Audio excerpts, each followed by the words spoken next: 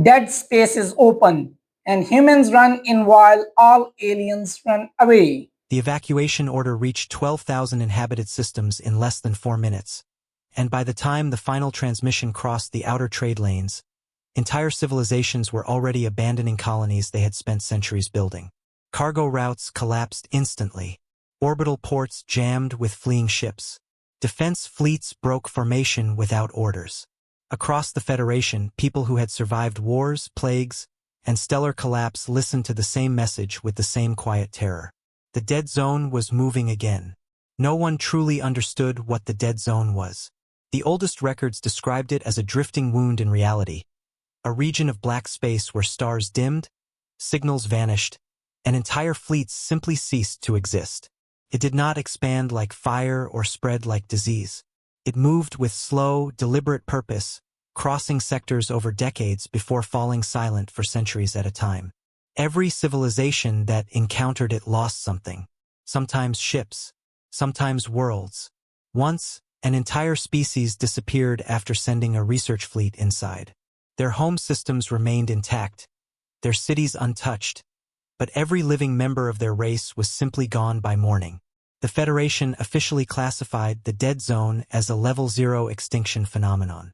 Translation: if it appeared near your system, you ran. And this time it was heading toward inhabited territory. Emergency channels flooded with evacuation directives, while panicked commentators speculated about casualty estimates. Long-range probes sent toward the approaching darkness stopped transmitting one by one. A military scout cruiser attempting close observation vanished live on public feeds after reporting impossible gravitational fluctuations around the anomaly. The final image showed stars bending inward like reflections in black water before the signal collapsed into static. Then something even stranger happened. Earth submitted an access request. At first, Federation officials assumed it was a translation error. Humanity had only joined interstellar civilization 9 months earlier, and human communication systems still caused bureaucratic headaches across half the galaxy. Someone at the evacuation authority even laughed when the request appeared on the central network. Requesting entry authorization into restricted dead zone perimeter. Not evacuation clearance. Entry authorization. The request was denied immediately. 3 minutes later, another arrived. Then another. Then 27 more.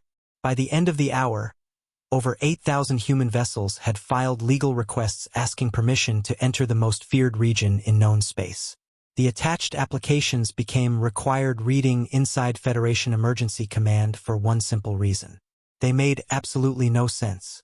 One applicant identified herself as a saturation welder from the Pacific Trench colonies and asked whether the dead zone environment required cold weather equipment. Another human claimed prior experience repairing drilling platforms during methane storms and included a note asking if overtime rates applied during dimensional instability events. A rescue pilot from something called Alaska Search and Recovery requested clarification about wildlife threats inside the anomaly because, according to her application, she had handled worse things during tourist season. The Federation's analysts initially assumed humans simply did not understand the danger.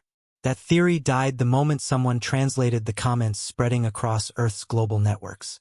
Humans knew exactly what the dead zone was. That was why they were interested. By the second day of the evacuation crisis, billions of humans were watching leaked footage of the anomaly online like it was the greatest challenge ever discovered. Recruitment forums appeared overnight. Civilian groups began organizing volunteer expeditions. Former soldiers argued with engineers over survival strategies while miners, submarine crews, wildfire responders, and deep-sea workers openly competed for spots on unauthorized missions. One message became shared so widely that Federation intelligence flagged it as potential psychological instability. If something out there scares the entire galaxy this badly, the human poster wrote, then somebody probably needs to go look at it properly. The post received 48 million endorsements in 6 hours. Inside Federation Command, senior officials stopped asking why humans wanted to enter the dead zone. The far more frightening question was why humanity seemed excited about it. Then the long-range sensors detected human engines accelerating directly toward the darkness before official approval, had even been granted. By the time the Federation realized humanity had ignored the denial orders completely, the first civilian convoy was already halfway to the outer quarantine markers.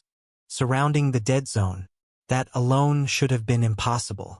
The emergency blockade had sealed every major approach corridor within 3 systems. Automated defense platforms were active. Patrol fleets had standing authority to disable unauthorized ships. Yet somehow, hundreds of human vessels slipped through the containment net using mining routes, abandoned freight tunnels, and old gravitational sling paths that even smugglers considered suicidal. The humans did not arrive in warships. That disturbed the Federation more than anything else. The convoy consisted of patched salvage haulers, retrofitted industrial carriers, deep-range tugs, and civilian exploration craft that looked as though they had been assembled from spare parts and stubbornness. One vessel still carried faded logos from an ocean drilling corporation on Earth. Another had visible weld marks across half its hull. Several ships were so old that Federation observers initially mistook them for debris drifting toward the quarantine zone. Then the human transmissions started. Convoy lead to perimeter control. We're picking up radiation spikes, but nothing catastrophic yet. Tell your patrol ships to relax. Nobody's invading anything. Whoever designed these exclusion markers clearly never worked construction. The calmness in their voices unsettled alien command crews more than panic would have. Federation pilots assigned to monitor the convoy described the humans as behaving less like people approaching certain death and more like workers arriving early for a difficult shift. Some even sounded amused. Commander Thalek of the Evacuation Authority spent 19 continuous hours reviewing human psychological profiles, searching for an explanation that made sense. He found none. Every known species carried deeply rooted survival instincts tied to environmental threat response. Fear preserved civilizations. Fear prevented extinction. Entire branches of galactic society existed because intelligent beings understood one fundamental truth. Certain places were not meant to be entered. Humanity disagreed. The deeper the analysts dug into Earth's history, the worse the situation became. Humans climbed frozen mountains where the atmosphere could not sustain proper oxygen levels simply because the peaks existed. They crossed oceans before understanding how storms worked. They built cities beside fault lines, volcanoes, and hurricane zones, then rebuilt them again after destruction. Some willingly descended into trenches so deep the surrounding pressure could crush military-grade alloy. Others walked into wildfire zones to save strangers they had never met. The dead zone, terrifyingly, fit a recognizable human pattern. It was unexplored. That realization spread slowly through Federation command until silence settled over the strategic briefing chambers. The dead zone had always been treated as an extinction phenomenon because every species approached it with the same assumption. Survival was impossible. Humans approached impossible conditions differently. They treated them like problems waiting for solutions. Or worse, challenges. Long-range observation stations soon began transmitting the first live feeds from the human convoy as it crossed the outer boundary. Millions across the galaxy watched, expecting immediate disaster. The visual distortion alone should have destroyed navigation systems instantly. Stars stretched unnaturally around the approaching darkness. Electromagnetic signals warped into static bursts.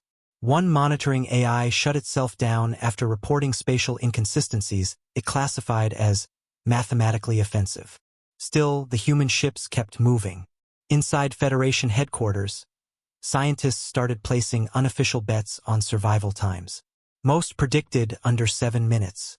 One optimistic analyst argued the industrial hull plating might survive 12. At minute 14, the convoy was still operational. At minute 23, human crews began deploying probes into the anomaly. At minute 31, one of the ships transmitted something that caused the entire observation chamber to go silent. Laughter. Not nervous laughter. Not stress-induced instability. Genuine amusement. A human engineer appeared briefly on the emergency feed holding a steaming metal cup while distorted gravity rippled behind him like moving water. "You guys seriously evacuated over this?" he asked casually. "This place looks bad." "Sure. But honestly, I've worked rigs with worse structural integrity. Then the transmission glitched violently. For half a second, something enormous moved behind the convoy. Not a ship, not debris, something alive. The feed cut instantly, and every human vessel vanished from Federation sensors at the exact same moment. Now this is scary. Did humans just lose or find a way in? For 11 minutes, the convoy simply ceased to exist. Federation Command lost visual tracking first, then thermal signatures, then gravitational markers. Every monitoring array pointed toward the dead zone returned the same impossible result: empty space. Hundreds of human vessels had vanished so completely that even the residual energy from their engines disappeared from detection grids. It was as if the anomaly had opened its mouth and swallowed them whole. No distress calls arrived. No wreckage emerged. Nothing. Across the Federation, billions watched emergency broadcasts expecting confirmation of mass casualties. Analysts began preparing official statements. Memorial projections were drafted. One senator from the inner systems publicly blamed humanity's reckless death world arrogance for provoking the anomaly. Another demanded Earth be quarantined before human behavior destabilized galactic safety doctrine permanently. Then a signal came back. It appeared on an abandoned emergency frequency nobody had used in nearly 2 centuries. The transmission was distorted beneath waves of static and strange harmonic interference, but the voice was unmistakably human. Okay, that's definitely not normal. The feed crackled violently before stabilizing just enough for visual fragments to appear. A helmet camera showed twisted darkness stretching endlessly in every direction, except the darkness was moving. Structures floated inside it. Massive shapes, larger than moons, drifted silently through the void like ruins abandoned by gods. Some looked mechanical. Others looked grown. Their surfaces pulsed faintly beneath layers of black crystalline material that absorbed surrounding starlight. The camera turned sharply. Human ships were still intact. Not only intact, but operational. Several vessels had anchored themselves to fragments of drifting structures while engineering crews worked outside the hulls in pressurized suits. One team appeared to be scanning energy patterns directly from the ruins. Another was arguing over equipment calibration while something impossible twisted slowly in the distance behind them. Federation scientists watching the transmission forgot to breathe. No species had ever survived long enough inside the dead zone to conduct organized operations. Previous expeditions suffered immediate psychological collapse. Yet the humans were adapting almost instantly, treating the anomaly less like an extinction zone and more like an unstable worksite. Then the feed zoomed toward the horizon. The thing following them finally became visible. Even distorted by interference, its scale shattered comprehension. It moved between the drifting ruins with impossible silence, long skeletal limbs unfolding through the darkness as though space itself bent around its body. Entire sections of the creature faded in and out of existence while clusters of glowing white eyes opened across its surface. One Federation observer fainted immediately. Another began reciting emergency prayers. But the human response was far worse. "Guys," someone whispered over the transmission. "I think it's watching us."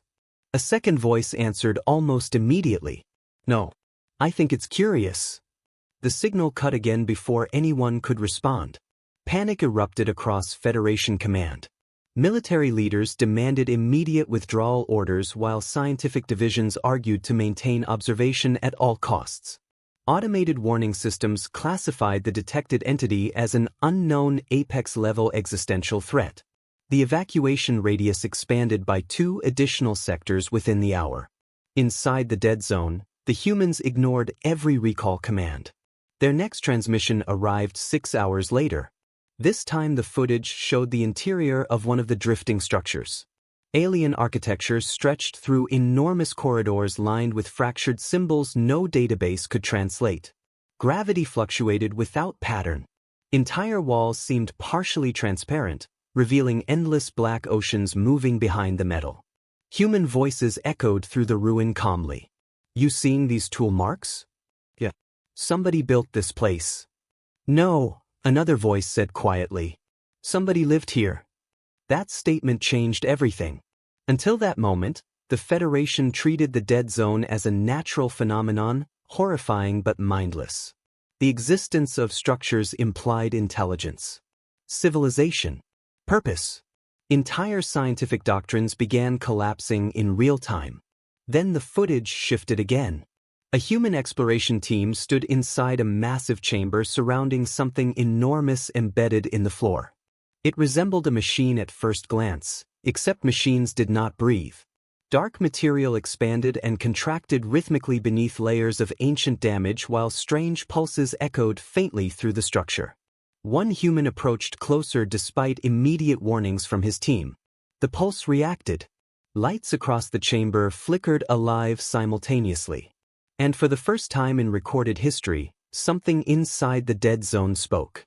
The translation systems failed instantly, but the emotional weight behind the sound transcended language completely. Loneliness. The human nearest the structure froze. Then he said something that caused every Federation official listening to stare at the screen in disbelief. "Wait," he whispered slowly. "I don't think this place is trying to kill us." The sentence spread across the Federation faster than the evacuation order itself. "I don't think this place is trying to kill us."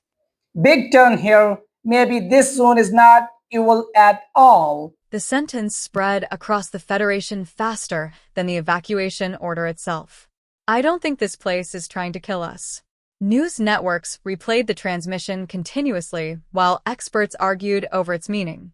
Military strategists called it psychological contamination.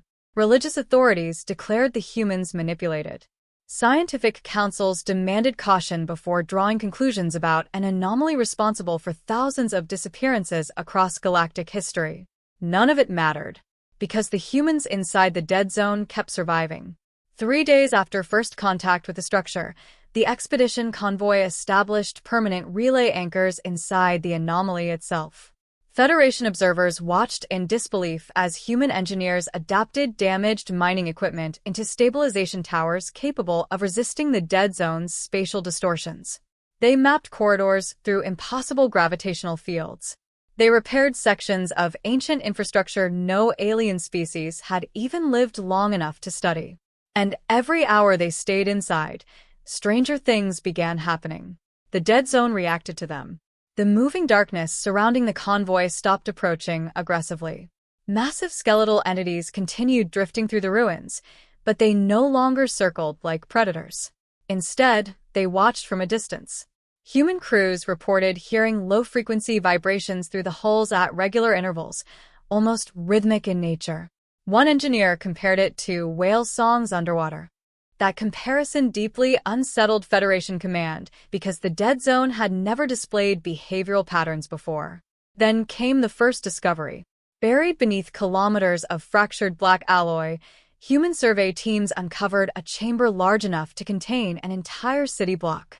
The walls were lined with thousands of suspended capsules, each containing the preserved remains of unknown alien species, unlike anything in Federation records. Some possessed crystalline nervous systems. Others appeared partially synthetic. Several were enormous.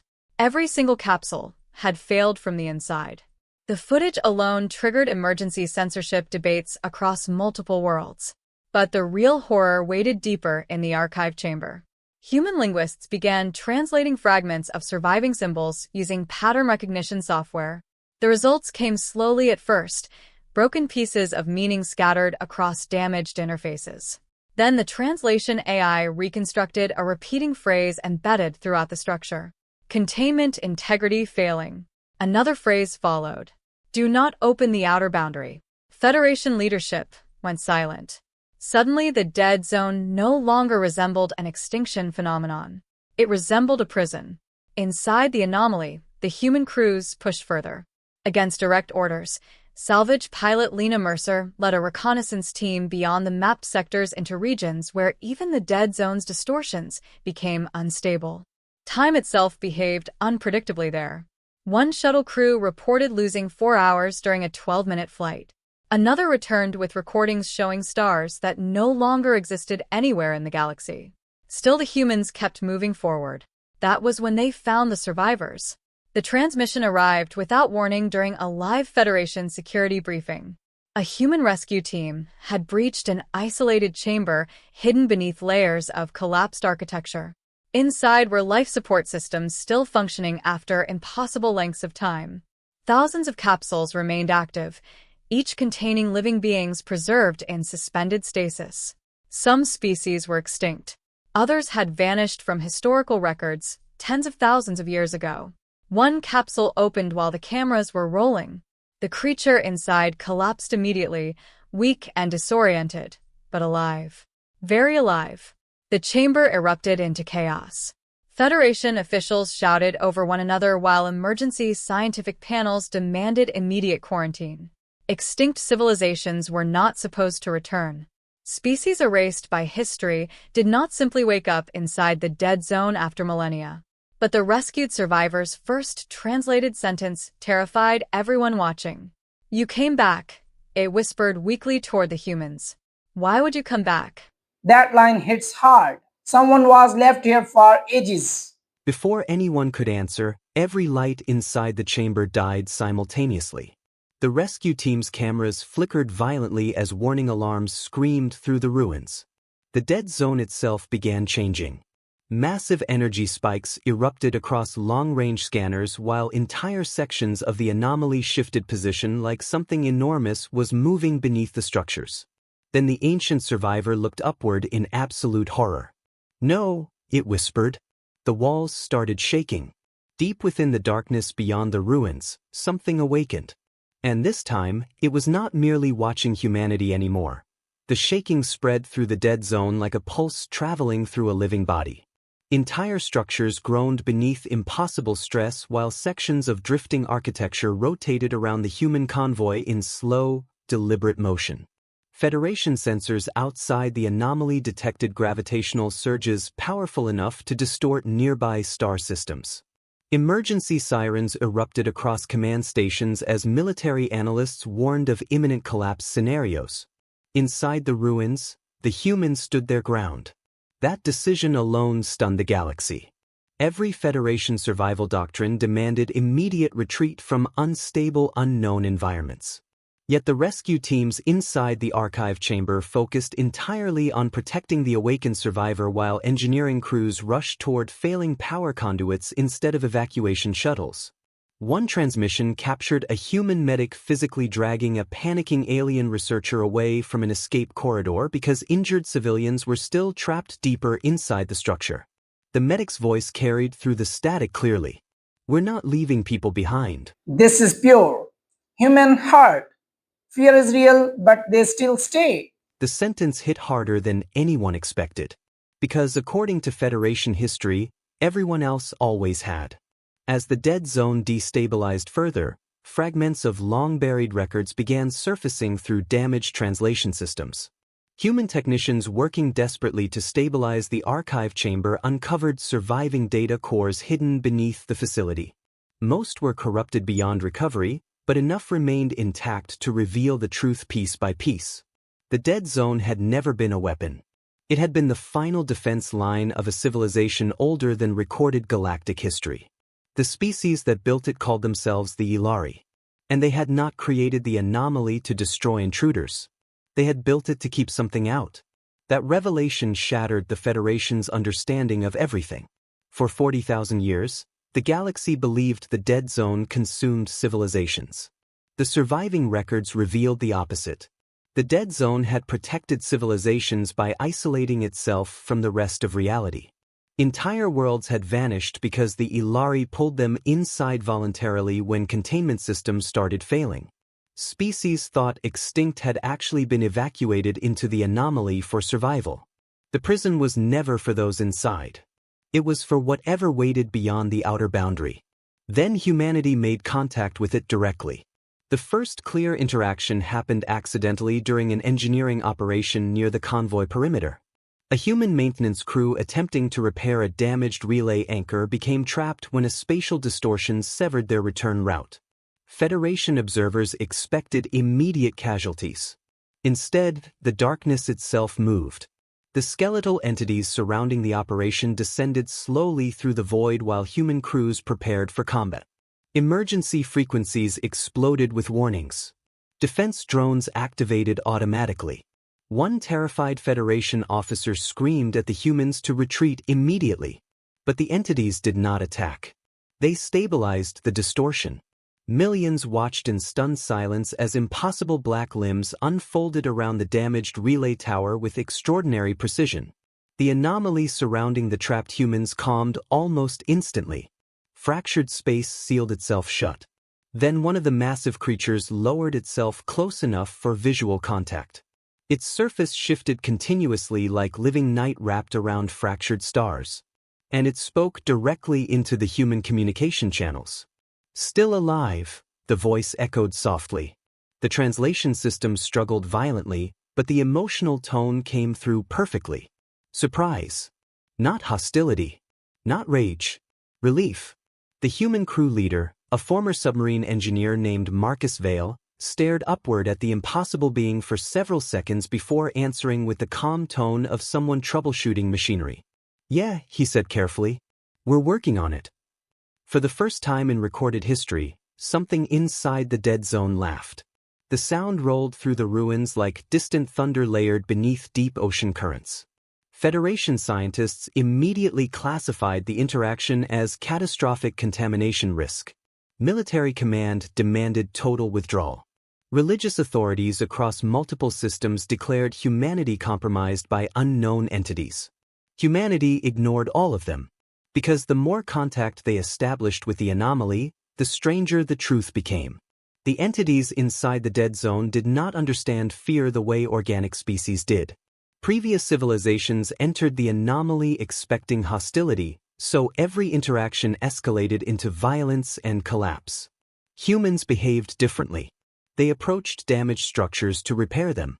They explored instead of retreating. They argued, joked, improvised, and kept asking questions even while reality itself malfunctioned around them. To the beings inside the dead zone, humanity appeared insane. And somehow trustworthy because of it. The surviving Ilari archives revealed one final truth shortly afterward. The entities maintaining the dead zone were not machines. They were the last living guardians of the containment system. And they were dying. That was why the anomaly had started moving again. The prison was failing. Now, it is not just danger. It is a war to save all. Others argued the opposite. If the prison failed completely, the galaxy might already be doomed. Humanity made its decision before the debates finished. They stayed. Not just the original expedition crews either. Thousands more civilian volunteers crossed into the dead zone despite active military blockades. Salvage pilots, welders, engineers, rescue workers, reactor technicians, deep space navigators, people whose entire lives revolved around dangerous systems that failed constantly and still had to be repaired anyway. Federation analysts could not comprehend it. The dead zone was no longer mysterious. Humanity now knew exactly what waited beyond the containment barrier, and still the volunteer numbers increased hourly. One human broadcast from inside the anomaly went viral across every major communication network. "If this thing breaks," the speaker said while welding reinforcement plates onto a drifting structure larger than a city, "then hiding won't matter anyway. So somebody might as well help." This is why humans are built for HFY. Run in and fix it. The statement horrified alien audiences. It inspired humanity. Within 48 hours, the dead zone transformed into the largest coordinated repair operation in galactic history. Human crews spread across failing sectors, restoring ancient infrastructure the Guardians no longer had strength to maintain alone. Mining vessels became mobile construction platforms. Cargo haulers transported stabilization cores through regions where physics barely functioned properly. Rescue teams pulled survivors from collapsing archive chambers while Guardians shielded human convoys from expanding distortions. And for the first time in centuries, the dead zone stabilized slightly. Then the quiet pushed harder. Entire sections of containment space darkened simultaneously. 3 Guardian entities vanished without warning while holding a breach line near the outer boundary. Human relay stations reported hearing voices through inactive communication systems. Some crews experienced memory lapses lasting hours. Others described overwhelming exhaustion the closer they worked near active fractures. One engineering team abandoned their repair site after suddenly forgetting why they were there. Another nearly powered down a critical containment tower because the silence inside their minds started feeling comforting.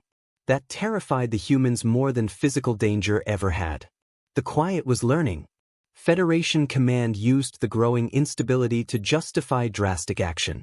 Grand Marshal Thex announced a final containment protocol authorizing full-scale stellar bombardment against the dead zone itself. If the prison could not hold, then the entire region would be annihilated before the quiet escaped further into the galaxy. Human crews inside the anomaly received the warning with disbelief. The bombardment countdown began anyway. And deep beyond the outer boundary, something enormous finally started moving toward the cracks in reality. The first Federation bombardment wave struck the outer edge of the dead zone exactly 6 hours before containment collapse projections reached critical levels. From a distance, the attack looked almost beautiful. Thousands of stellar lances cut across the darkness in synchronized formation while entire battle fleets unleashed enough firepower to sterilize planetary systems. Energy storms rolled through the anomaly's perimeter in blinding waves. Ancient structures shattered instantly. Fragments of black architecture drifted burning into the void. And then the dead zone screamed. Every human inside the anomaly heard it simultaneously. Not through speakers. Not through translation systems. Directly inside their minds. The Guardians reacted immediately, abandoning repair operations to shield collapsing sectors from the bombardment. Massive skeletal forms moved through the darkness at impossible speed while containment fractures widened faster than human crews could stabilize them. Entire relay lines failed within minutes. One of the larger Guardian entities intercepted a Federation plasma barrage directly and disintegrated, protecting a convoy of evacuation ships carrying rescued survivors from the archive chambers. Its final transmission reached every human frequency. Then silence. For the first time since entering the anomaly, human crews stopped sounding calm. Anger replaced fear almost instantly.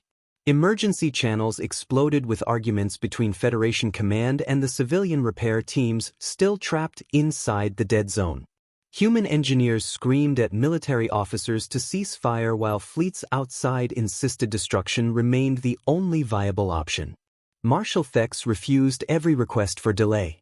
If the prison falls, he declared publicly, then sacrifice inside the anomaly becomes irrelevant. We will not lose the galaxy because humans grew emotionally attached to an extinction threat. That sentence spread across human networks in minutes. The response came faster than anyone expected. Human ships stopped evacuating. Instead, more entered the dead zone voluntarily. Not military reinforcements. Not organized fleets. Civilians. Old mining transports crossed quarantine lines beside privately owned cargo haulers. Deep space construction crews ignored direct Federation orders and accelerated into containment space carrying repair materials. Thousands of unauthorized human vessels appeared across the anomaly like sparks rushing toward a wildfire. One exhausted Federation officer watching the sensor feeds whispered the same question everyone else was thinking. What kind of species runs toward the apocalypse? Inside the dead zone, humanity finally reached its breaking point. Not psychologically. Operationally. The bombardment had destabilized too many sectors simultaneously. Human repair crews were now working inside fully exposed fracture zones where reality itself behaved unpredictably. Entire corridors folded into impossible geometry. Gravity reversed without warning. Time distortion events trapped some teams in looping sequences lasting hours. Still they kept working. A salvage pilot manually guided a damaged fusion carrier through collapsing spatial fractures because automated navigation systems failed instantly near the outer boundary. A group of civilian welders anchored themselves directly onto a rupturing containment tower knowing the radiation exposure alone guaranteed lethal consequences within days. Medical crews treated exhausted workers inside corridors where the walls occasionally stopped existing for several seconds at a time. The Guardians watched all of it in stunned silence. Then the truth finally emerged.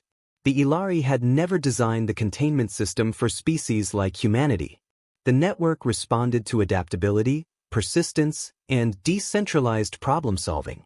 Previous civilizations failed because they depended entirely on centralized command structures and rigid protocols. The quiet overwhelmed them psychologically by suppressing initiative itself. Fear created paralysis. Paralysis caused collapse. Humans reacted differently under pressure. They improvised.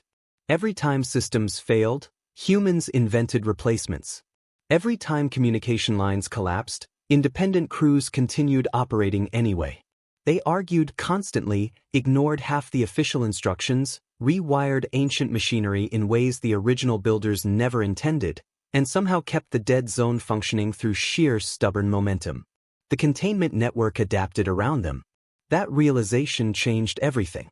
The Guardians began transferring direct control access to the human crews.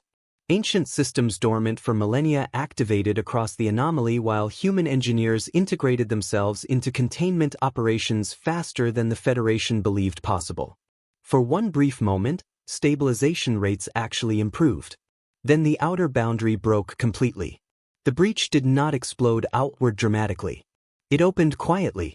A section of darkness deeper than space itself unfolded beyond the fracture while every active sensor across the galaxy died instantly. Federation fleets near the boundary drifted powerless as silence rolled through entire star systems like a living tide. And from inside that silence, something noticed humanity for the first time. Not the Guardians. Not the Federation. Humanity. Across the dead zone, every human crew member felt the same impossible pressure settle over their thoughts. Not words. Not commands. Awareness vast enough to crush identity itself, simply turning in their direction. Several workers collapsed immediately. Others froze in place. One young reactor technician aboard a repair platform started laughing weakly through terrified tears before forcing herself back toward the failing containment core in front of her. Because despite the horror pressing against their minds, the core was still breaking, and someone still had to fix it. Even in fear, humans keep moving. That is the real power. The final containment core failed 12 minutes later. Every warning system inside the dead zone erupted simultaneously while entire sectors of ancient infrastructure began collapsing inward toward the breach. Human crews nearest the outer boundary watched reality peel apart in slow, impossible layers as the silence beyond the fracture pushed deeper into the anomaly. Guardian entities moved desperately to reinforce the opening, but too many had already fallen during the bombardment. The prison was dying faster than it could heal. Federation Command issued the final retreat order. No human ships abated. By then, the repair effort had become something larger than survival. Thousands of independent crews across the dead zone continued operating without centralized coordination, connected only by fragmented emergency channels and one shared understanding. If they stopped now, everyone lost. Marcus Vale stood inside the collapsing core chamber surrounded by overheating systems the Ilari themselves no longer knew how to repair. Around him, human engineers manually rerouted power through equipment held together with improvised welds, stripped wiring, and sheer refusal to quit. The ancient containment systems had been designed for entities capable of directly interfacing with impossible physics. Humans solved the problem with industrial tools and reckless creativity. One stabilization relay required manual activation from outside the chamber where exposure to the breach meant certain death. 3 volunteers argued over who should go before a tired maintenance worker finally overrode the debate by locking the others inside and venting the corridor manually. His last transmission reached half the galaxy. "Tell my daughter I finally found a job crazier than offshore drilling." Then the relay activated. Across the dead zone, containment towers reignited one by one. Human cargo ships rammed themselves into collapsing structural gaps to stabilize failing sectors long enough for evacuation routes to reopen. Guardian entities shielded civilian convoys while exhausted repair crews rebuilt damaged systems behind them in real time. Every minute bought another minute. Every repaired section slowed the silence pushing through the fracture. And slowly, impossibly, the dead zone started fighting back. The Guardians were not alone anymore. Humanity had become part of the containment network itself. The realization spread through the anomaly like electricity. Ancient systems responded to human improvisation faster than original Ilari protocols. Structures adapted around temporary repairs. Damaged sectors rerouted energy through pathways the builders never intended because humans kept forcing broken machinery to function anyway. The dead zone was learning humanity's most dangerous trait: persistence. At the center of the breach, the final Guardian descended toward the fracture alone. Its massive skeletal form was barely stable now, sections of its body dissolving continuously beneath the pressure of the quiet beyond the boundary. Yet before it entered the silence, it transmitted one final message across every active frequency. "You continue, while afraid." Marcus Vale answered while manually stabilizing the collapsing core with hands burned raw from overheating control systems. "Yeah," he said weakly. "That's usually how humans do things." For the first time since the crisis began, the Guardian understood. Not fearlessness. Defiance. The final containment sequence activated seconds later. Every surviving human crew inside the anomaly synchronized their systems manually while Guardians anchored the collapsing boundary from within. The fracture convulsed violently. Silence poured outward one last time before the dead zone itself folded around it like a closing wound. Then everything stopped. No explosions. No dramatic shockwave. Just stillness. When Federation sensors finally returned hours later, the breach was gone. The dead zone remained scarred and unstable, but intact. Human casualties filled thousands of pages across emergency reports. Entire ships had been lost holding containment lines together. Guardian numbers had fallen catastrophically. But the galaxy still existed. Weeks later, the Federation officially transferred stewardship of unstable space operations to humanity under a newly established interstellar hazard division. No species argued the decision seriously. The humans had done what ancient civilizations, military empires, and immortal guardians could not. They held the line while terrified. And somewhere far beyond the repaired outer boundary, hidden in darkness older than stars, something vast shifted slightly before falling silent again. Then a faint signal crossed the edge of the galaxy. The first volunteer requests from Earth arrived 23 minutes later. Of course, they did. Humans see doom and ask where to sign.